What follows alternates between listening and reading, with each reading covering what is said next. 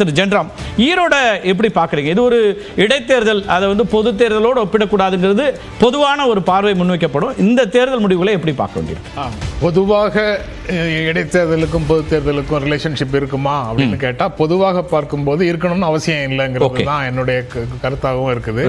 ஆனால் இங்கே ஈரோடு கிழக்கை வந்து எப்படி முன்னிலைப்படுத்தியது, எதிர்கட்சிகள் எல்லாம் எப்படி முன்னிலைப்படுத்தினாங்கன்னா, தாங்கள் போட்டியிடாததற்கு முறைகேடுகள் காரணம் அப்படின்னு சொல்லிட்டு, ஆனா ஸ்ட்ராட்டஜிக்கலி நாம் தமிழரை மட்டும் களத்தில் இறக்கி அவங்க ஆதரவு கொடுக்கிற மாதிரி செய்தாங்க.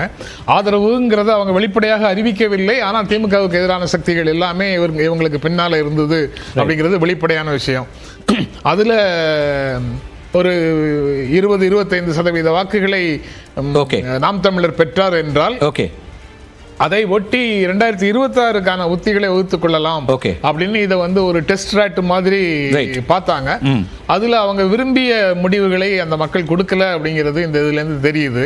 ஏன்னா திமுக எதிர்ப்பு வாக்குகளே மொத்தம் இந்த பெர்சன்டேஜ் தானோ அப்படின்னா அது அவங்க எதிர்பார்க்காத ஒரு செய்தி. அதனால அவங்க வேறு விதமாகத்தான் அந்த தேர்தலை 26 தேர்தலை அணுகுவதற்கு இனி திட்டமிடக்கூடும். பட் இதுல முதல் முறையாக அந்த தொகுதியை ஈரோடு கிழக்கு வந்ததற்கு பிறகு திமுக வெற்றி பெறுகிறது அப்படின்றது அதுவும் ஒரு முக்கியமானதாக பார்க்கணும். நான் அரவிந்த் குணசேகரனுடைய பார்வை கேட்கிறேன். கிட்டத்தட்ட மேற்கு மண்டலத்திலிருந்து வரக்கூடியவர், டெல்லி இந்தியா முழுக்க பார்த்தாலும் சொந்த மண்ணை பத்தின கொஞ்சம் புரிதலும் இருக்குல்ல. அரவிந்த், இதை எப்படி பாக்குறீங்க இந்த தேர்தல் முடிவை? இப்போதைக்கு முன்னிலை தான். எஸ், இதுல திமுக தான் வெற்றி பெறுவார்கள் என்பது இது மிகவும் தெளிவாக தெரிந்தது. ஆனா மார்ஜின் எவ்வளவு கிடைக்க போகுதுங்கிறதா முன்னாடி திமுகக்கு எதிராக அனைத்து எதிர்கட்சிகளும் ஒன்றாக இணைந்தால் திமுகவை தோற்கடிக்க முடியுமா, ஆன்டி டிஎம்கே ஓட் அல்லது ஆன்டி இன்கம்பன்சி ஓட்டு பிளவுபடக்கூடாது, அதை ஒரு கன்சால்டேட் பண்ணணும் அப்படின்னா ஒற்றை வேட்பாளர் மட்டும் நிறுத்தி திமுக தோற்கடிக்க முடியுமா என்பது போன்ற ஒரு மெசேஜ் இது கொடுக்குது. இது வந்து நம்ம அவ்வளவு ஓப்பனா சொல்ல முடியாது. நாம் தமிழருக்கு பாஜகவோ அதிமுகவோ பாமகவோ தேமுதிகவோ எந்த கட்சியும் வெளிப்படையாக தங்களோட ஆதரவை தெரிவிக்கவில்லை என்றாலும் திமுக வெர்சஸ் நாம் தமிழர் தான் இந்த தேர்தல் நடந்தது. அது ஒரு ஈஸி கான்டெஸ்டா டிஎம்கேக்கு இருந்தாலும் மார்ஜின் எவ்வளவு, டிஎம்கே 70-75% வாக்குகளை திமுக பெறுமா என்பதுதான் கேள்வி. அது பெற்றால் மட்டுமே திமுக அந்த இடத்த தன்னோட இருப்பை திமுகவும் தக்க வைக்க முடியும். அதே போல எதிர்கட்சிகளுக்கு இது ஒரு மெசேஜா இருக்கக்கூடும் என்பதுதான். அதாவது திமுகவை தோற்கடிப்பதற்கு வெறும் கூட்டணி மட்டுமே, திமுக தலைமையிலான கூட்டணியை தோற்கடிப்பதற்கு வெறும் கூட்டணி மட்டுமே எடுபடாது என்பதும் இது ஒரு மெசேஜா செல்வதற்கான வாய்ப்பு இருக்கிறது. ஓகே, பட் இந்த ராம்கே எப்படி பாக்குறீங்க? இதுல வந்து இப்போ ஆல் டுகெதர் திமுக எதிர்ப்பு வாக்குகள் மொத்தமாக ஒருத்தருக்கு வரணும்னா நாம் தமிழர் தான் இப்போ களத்தில் இருக்காங்க அப்படின்னா, திமுக எதிர்ப்பு வாக்குகளை மொத்தமாக நாம் தமிழர் பெற்றிருக்கிறதாங்கிற ஒரு கேள்வியும், அல்லது நோட்டா அதிகமாக வரணும், ஒருவேளை அதிமுகவோ பாஜக கூட்டணியோ வேறு கட்சிகளோ நாம் தமிழருக்கு வாக்களிக்க விரும்பல, நாங்கள் எதிர்த்து வாக்களிக்கிறோம் அப்படின்னா அது வரணும். நோட்டாவும் பெரிய எண்ணிக்கை வரல, அதையும் நம்ம பார்க்க போறோம். எப்படி பார்க்குறீங்க ராம்கே? இல்லை, இந்த எதிர்கட்சிகள் ஒருங்கிணைப்பதில் நிறைய சிக்கல் இருக்குது. அதனால அது நடந்திருந்ததுன்னா 2021 ஆரம்பிச்சு 2024 வரைக்கும் நடைபெற்ற பல்வேறு தேர்தல்களில் அது வந்து எளிதாக செய்திருக்கலாம். ஸோ இங்கே ஒரு அதிமுகங்கிறது தனித்தீவா இருக்கு, பாஜக ஒரு தனித்தீவா இருக்குது, நாம் தமிழர் எல்லாம் தனித்தீவா இருக்கும்போது இவர்களை ஒருங்கிணைப்பது ரொம்ப இயலாத காரியம். ஸோ அதனால நம்ம வந்து இப்படி ஒரு திமுக வெர்சஸ் நாம் தமிழர் வரும்போது நாம் தமிழர் இருக்க எல்லா எதிர்கட்சிகளும் சேர்ந்து வாக்களிப்பாருங்கிறத நம்ம எதிர்பார்க்கவே முடியாது. ஆனா நான் என்ன நினைக்கிறேன், திமுக எதிர்ப்பு வாக்குகள் எங்கே செல்லும்? திமுகவோட எதிர்ப்பு வாக்குகள் அப்படிங்கும் போது முதல்ல எதிர்ப்பு வாக்குகள் இருக்கான்னு நம்ம முதல்ல பார்க்கணும். ஏன்னா இது ஒரு இடைத்தேர்தல், இன்னும் ஓராண்டு காலம் தான் இருக்கு. இது வந்து கடுமையாக திமுகவை தோற்கடித்தே ஆக வேண்டும் கலங்குவதற்கான வாய்ப்புகள் எல்லாம் குறைவு. அதுலயே ஒரு லாஜிக் இடிக்குது. நீங்க சொல்றதுலயே இப்ப 2வது ஆண்டுல, ஆட்சியினுடைய 2வது ஆண்டுல ஒரு இடைத்தேர்தல் வருதுன்னா மக்கள் என்ன நினைப்பாங்கன்னா, இன்னும் 3 வருஷம் இருக்கு ஆட்சியில, அந்த ஆளுங்கட்சியை தேர்ந்தெடுத்தாதான் நமக்கு ஏதாவது தொகுதிக்கு நடக்கும்னு நினைக்கலாம்.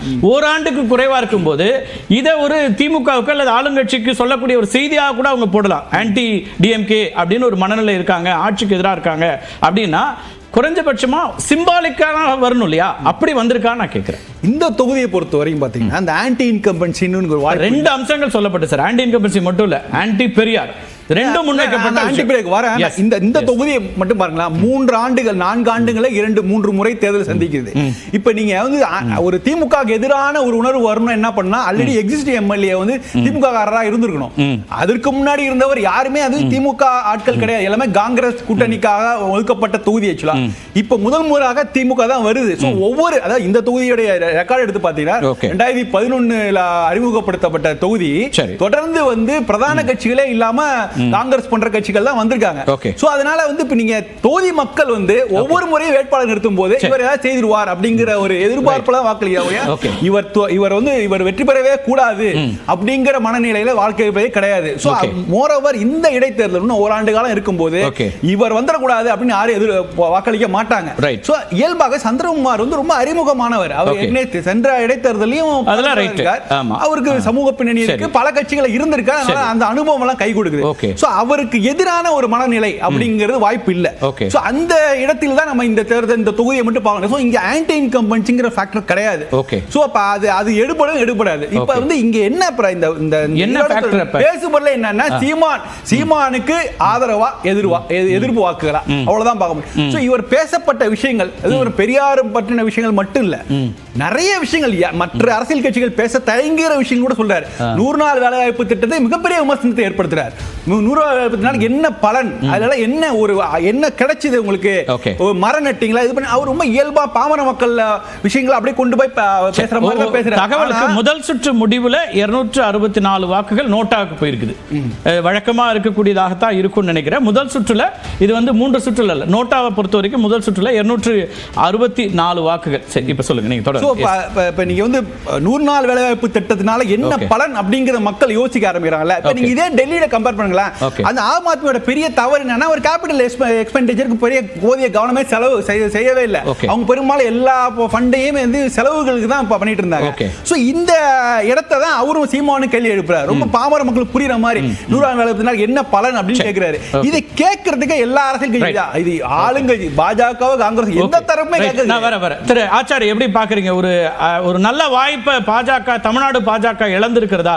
ஒரு தேர்தலுக்கு முன்னாடி நீங்க ஒரு கூட்டணி ஆட்சி அமைக்க போறோம், 2026 எங்களுக்கானது, திமுக ஆட்சியை வீழ்த்த போறோம்னு சொல்லக்கூடிய ஒரு தேசிய கட்சி இன்னைக்கு டெல்லியில அங்க இருக்கக்கூடிய ஒரு அரசாங்கத்தையும் மாற்ற முடியுது அப்படிங்கும்போது ஒரு நல்ல வாய்ப்பை பாஜக இழந்திருக்குதா ஈரோடு கிழக்குல? இல்ல, அதாவது ஈரோடு கிழக்கு பொறுத்தவரை நம்ம வந்து அதுக்கு அண்ணாமலை அவர்கள் வந்து தெளிவான விளக்கம் கொடுத்துட்டார். இந்த இடைத்தேர்தல்கள், தமிழ்நாட்டில் நடக்கிற இடைத்தேர்தல்கள் எப்படி நடக்கின்றன, ஆட்டு மந்தை மாதிரி கூட்டத்தை போட்டு கூட்டி கொண்டு போய் ஓட்டு போட வைக்கிறது, பணம் வந்து விநியோகிக்கிறது, அப்படியாப்பட்ட ஒரு தேர்தல் களத்துல இருந்து நீங்க இதெல்லாம் எக்ஸ்போஸ் பண்ணிருக்கலாம்ல, வாய்ப்பு ஒண்ணு இருக்கு இல்லையா? அப்படி நீங்க சொல்லக்கூடிய குற்றச்சாட்டுகள் இருக்குன்னா இந்த விஷயங்களை கடந்த தேர்தலில் நீங்க சொன்ன வெற்றி, நீங்க போட்டியிட்ட போது சொன்ன குற்றச்சாட்டுகளை இந்த முறை சொல்லல, அல்லது களத்திலேயே இல்ல. திரு சீமான் களத்துல நின்னாரு, அவர் பேசினாரே தவிர நீங்கள் கருத்துரையா கூட ஒண்ணும் வைக்கல தானே? இல்ல, அதாவது நாங்க போன தடவை பார்த்தோம் இல்லைங்களா, அதனாலதான் வந்து இது வந்து திடீர்னு வந்து நாங்க வந்து சொல்லல, போன தடவை பார்த்த எக்ஸ்பீரியன்ஸ் அதை தான் வந்து நாங்க வந்து ரிப்பீட் பண்ணிருக்கோம். எங்களுடைய எதிர்பார்ப்பு 2026 நாங்க வலுவான ஒரு கூட்டணி அமைச்சு இந்த தேர்தலை சந்திக்கணும்.